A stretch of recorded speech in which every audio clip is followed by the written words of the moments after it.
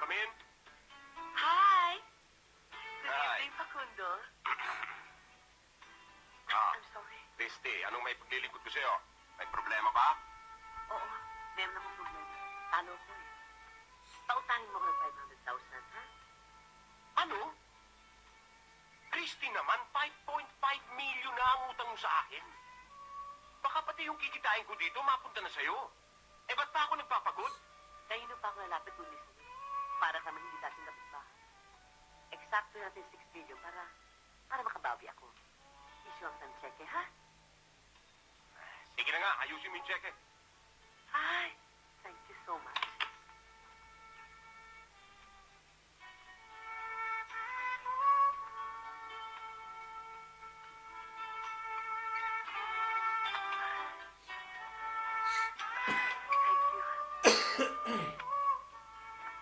Ayan, akin yung cheque. Christy naman! Oh, bakit? Ang layo naman ng date naman ito. Diyos ko naman, 90 days na naman eh. Hayaan mo na. Pabayaan mo. Pag nakabawi ako, papalitan ko ng cash itong check na ito, okay? Thank you so much. Bye.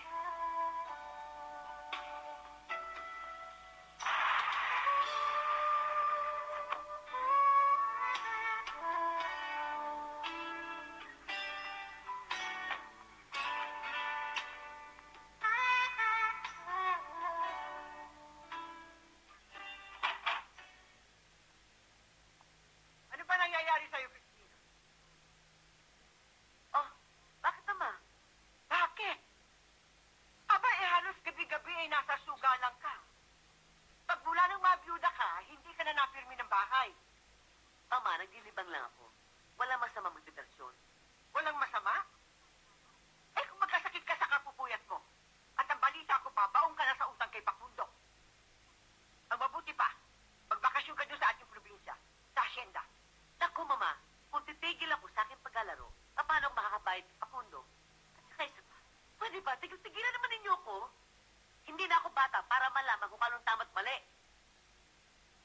Mama naman, oo.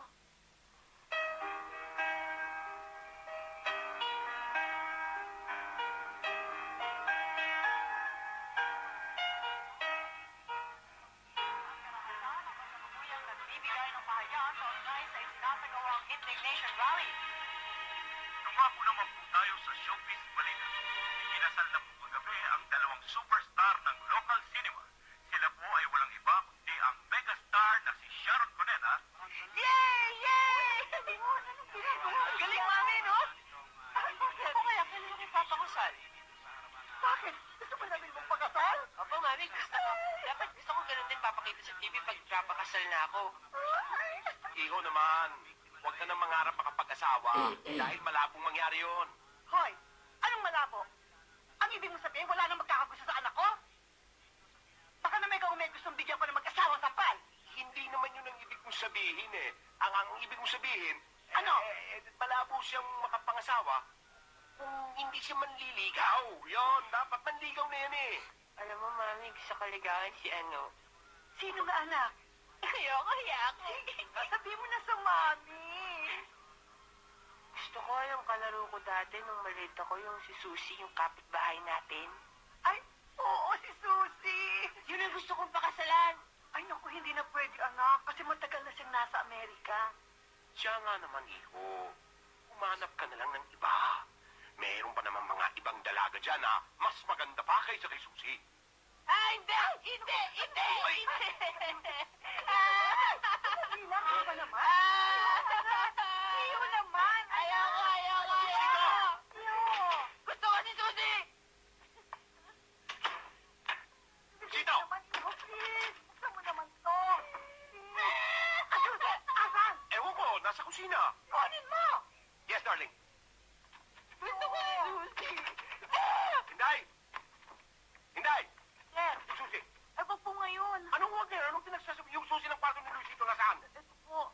Anak ko, sige, bumalik ka na ron. Pakondo! Asusi! Nandiyan na!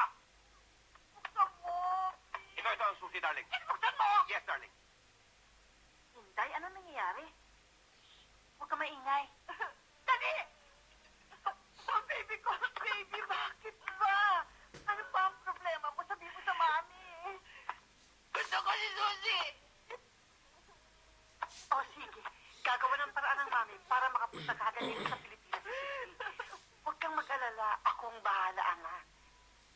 Talaga, Mami? Oo! Yay! Yay! Yay! Yay! Yay! Talaga, Mami? Hindi ba Pakundo? Oo! Inday, hindi naman sa mahilig ako sa chismis. Bakit kaya export sa mami niya si Senyorito Luisito? Anong export? Baka spoiled ang ibig mo sabihin. Yun ang narinig ko, Inday eh. Paano raw? Ito raw si Sir Luisito nagbigay ng swerte sa kanila simula nung pinanganak. Kaya lalong umundad ng buhay ng mag-asawa. Ay, ganun?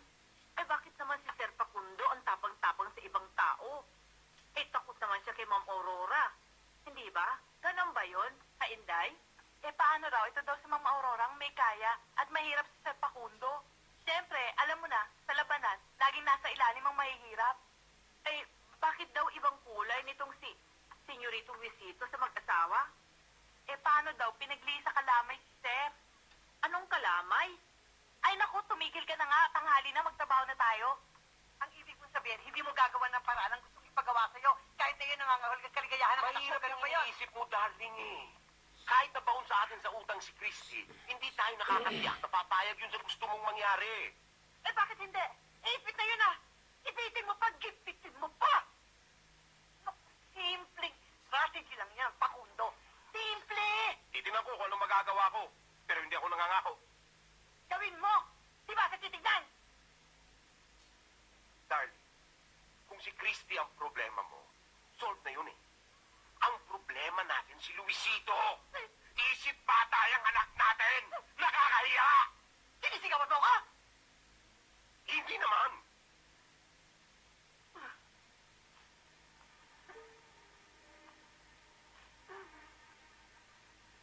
Kinahiya mo na anak natin. Wala naman ang ibang gusto kundi ang kanyang kaligayahan. Gusto ko lang naman lumigaya ang aking anak. Hindi ba lahi mo yan? Dugo mo! Pinalalaki mo lang ang problema.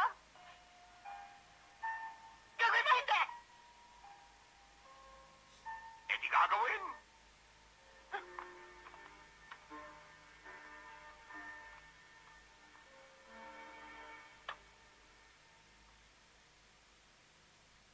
Ayan, How?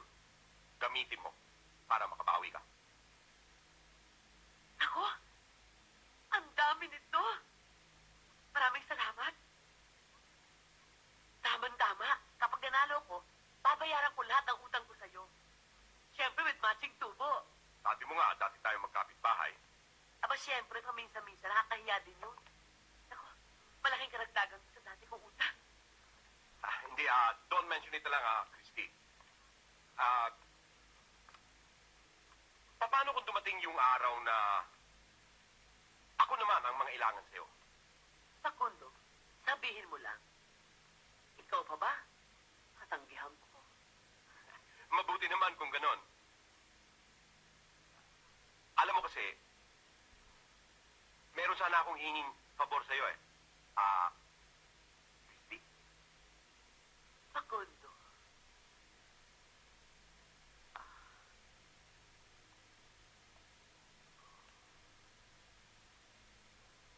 Ano? Ako? Facundo? Hindi ko kaya pagpasyahan yan. Sobra ka naman.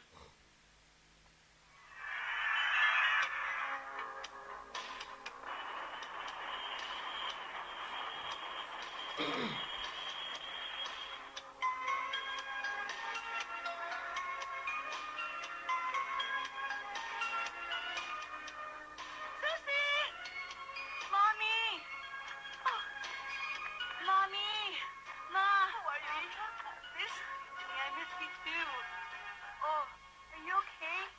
I thought you were very sick. And why did you advise me to come home kagad?